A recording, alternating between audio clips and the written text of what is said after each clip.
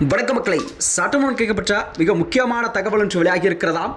திமுகவுக்கு அதிர்ச்சியா? தபால் வாக்குகளில் அதிர்ச்சி வைத்தியம், அரசு ஊழியர்களின் மனநிலை மாறியது எப்படியா? வாங்க வீடியோவும் வாக்கண்டாம். இது தமிழக சட்டமன்ற தேர்தலுக்கு வாக்கு எண்ணிக்கை, அதாவது இன்று காலை 8 மணி முதல் தொடங்கப்பட்ட நிலையில்தான் இந்த ஜனநாயக திருவிழாவின் இறுதி தீர்ப்பை அறிய ஒட்டுமொத்த தமிழகமே தங்களுடைய தொலைக்காட்சி மற்றும் இணையதளங்களில் முன் தவம் இருக்கும் நிலையில்தான் முதற்கட்டமாக எண்ணப்பட்ட தபால் வாக்குகள் ஆளுங்கட்சிக்கு திமுகவிற்கு ஒரு பெரும் அதிர்ச்சியை கலந்த எச்சரிக்கையை விடுத்திருக்கிறதா. தற்போது வரை எண்ணப்பட்ட உள்ள தபால் வாக்குகளில் திமுக மொத்தமாக 29 இடங்களில் முன்னிலை வைத்து வருகிறது.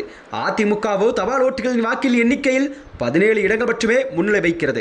வழக்கம்போல் தபால் வாக்குகள் என்றாலே அது திமுகவின் கோட்டையாக பார்க்கப்படும் சூழல் மாறிப்போய் இப்பொழுது அரசு ஊழியர்கள் மற்றும் அரசியல் ஆதரவு பெரும்பாலும் உதயசூரன் பக்கமே சாய்ந்து கடந்த வரலாறு கூறப்படுகிறதா.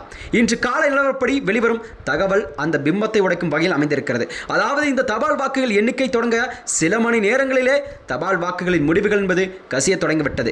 மொத்தமுள்ள இடங்களில் திமுக கூட்டணி இந்த தபால் ஓட்டுகளில் 29 இடங்களில் பெற்று முன்னிலை வைத்து வருகிறது.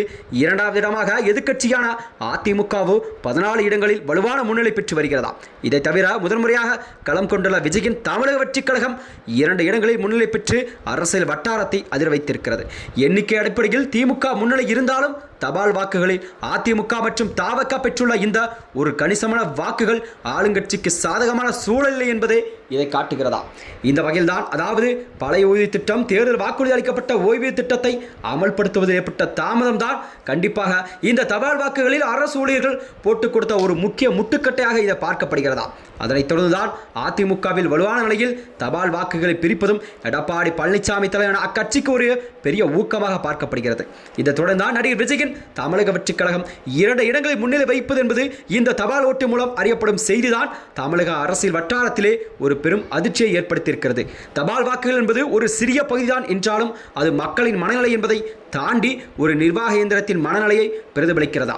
தற்போது வரை, அதாவது இவிஎம் வாக்குகள் எனப்படும் நிலையில்தான் முழுமையான முடிவுகள் வரும்பொழுது ஆட்சி பீடத்தில் அமரப்போவது யார் என்பது தெரிய வரும். தபால் வாக்குகள் அரசு ஊழியர்கள் காட்டியுள்ள இந்த முரண்பாடான போக்கு என்பது ஆளுங்கட்சிக்கு ஒரு சுய பரிசோதனை நேரமாக பார்க்கப்பட்டு வருகிறது. மேலும் இதுபோன்ற வீடியோக்களை தெரிந்து கொள்ள நமது சேனலை மறக்காமல் சப்ஸ்கிரைப் செய்து கொள்ளும்.